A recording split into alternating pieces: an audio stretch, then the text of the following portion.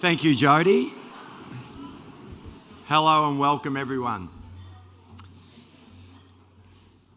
Well, as Sonia alluded to, a second season within the same calendar year has been challenging, but we've got here and we're all really looking forward to it, taking a deep breath at the end of tonight and over the summer months. A quick reflection on the season and a few thank yous from me. I'm going to tell you a story about a footy team. We all love a story, don't we? 2 seasons ago, that team thought they were close, played finals, and only lost to a team that pushed the eventual premier in the prelim. The following season, made finals again, but after a disappointing loss in the elimination final, realised they weren't as close as they thought, and change was needed.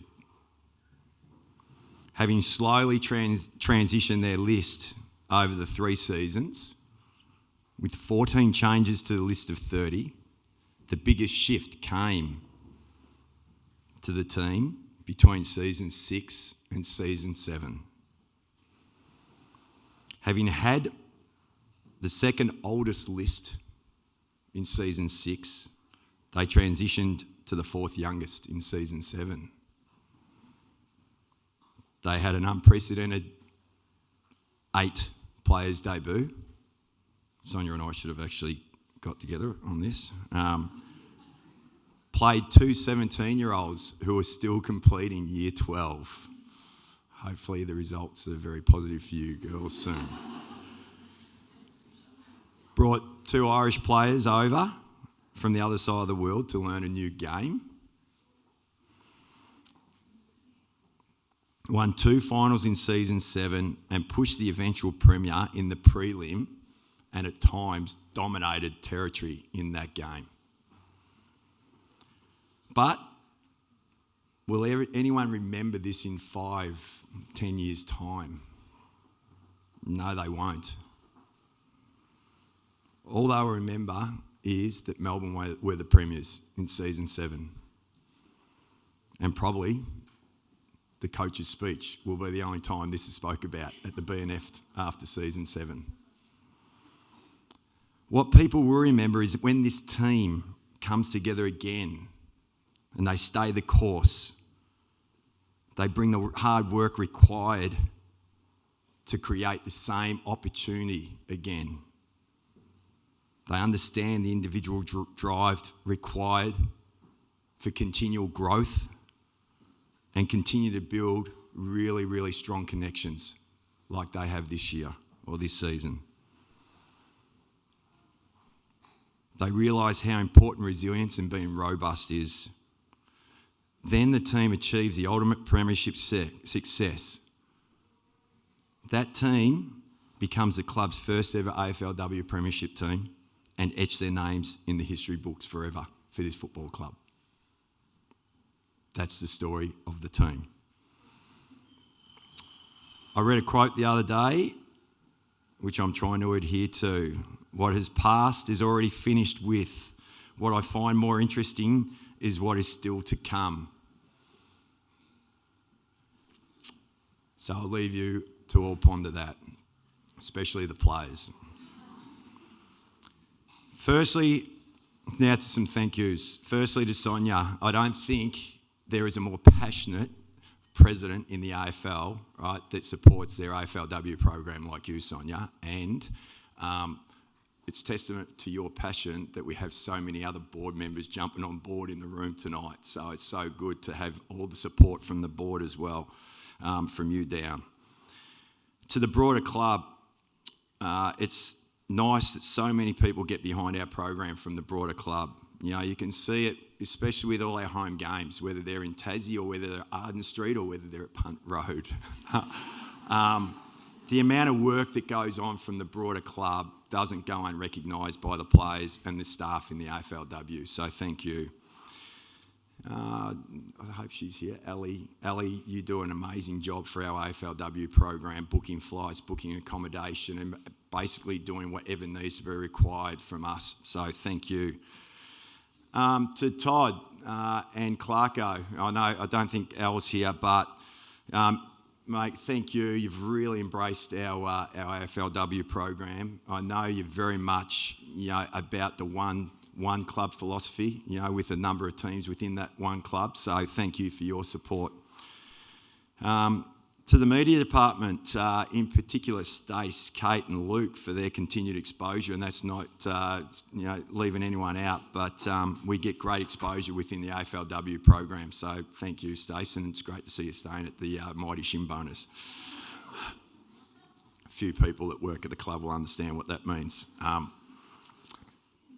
To all our wonderful AFLW staff, both our part-timers and our full-timers, the commitment that you show is extraordinary. The number of hours and after-hours stuff, right? It really does. It is really taxing on people and their families, right? You create an unbelievable environment, a really high-performing environment, but also, hopefully, everyone's having fun and they're making it, and they feel like they can enjoy themselves when they come to the footy club, because that's really important. You wouldn't do it unless you enjoyed yourself. I want to make a special a mention to Nathan, who's come on board this season. So Nate's come on board. He's been outstanding, no matter whether it's rain, hail or shine throughout our pre-season, right, to season 7. Looking after all our property. And he's got a nice little sidekick, and Sonia alluded to him. We've got a really, really good water boy in Kane, right, that's come on board as well. So, and runs the match-up board out to me when I call for it, and picks up the footy. So it's great to have you around the club all the time, Kane. To our medical team led by Mel and Hill, along with our high performance, Alex and Vinny, and everyone else in that team, you've done a great job keeping our list healthy over the last year, right? Under pretty difficult circumstances, having the 2 seasons in the one. So it's really helped us as coaches being able to have a pretty strong list to pick from. Georgia for overseeing our nutrition needs and organising our meals, which is super important. To Steph, who's done a terrific job in helping build our connection through looking after our development. And to you, Steph, and the VFLW program, good luck for the season next year. I know your campaign's kicked off, so good luck with that. Wiz and Tani for their player excellence, for their support of their players, especially the off-field. Thank you to the coaches, Murph, Zach, Righty, who came on board this year. He's been a great addition to AFLW. Cover, along with new development coaches, Noni and Nick, have all come on board, jumped on board, and worked tirelessly to support the players and to really support me. So thank you to all you guys.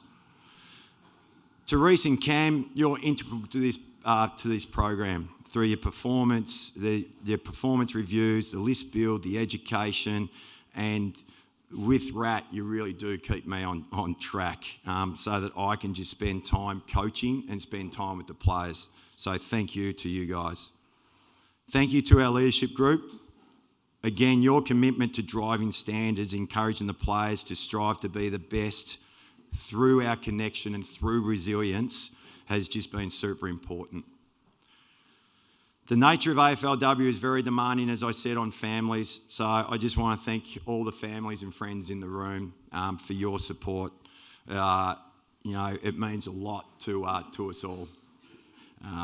Coming up, to see the families there after games and the players going out and meeting up with their families and friends, and then at home games, coming upstairs and being a part of it. It was a vision I had when I first came into this role, and now that COVID's over, it's actually coming to fruition. So it's really nice to see. Finally, to my wife Marcia and my family. No, thank you. You allow me to do something I'm passionate about, that I love doing. 3 nights a week, spending time with a whole different bunch of women.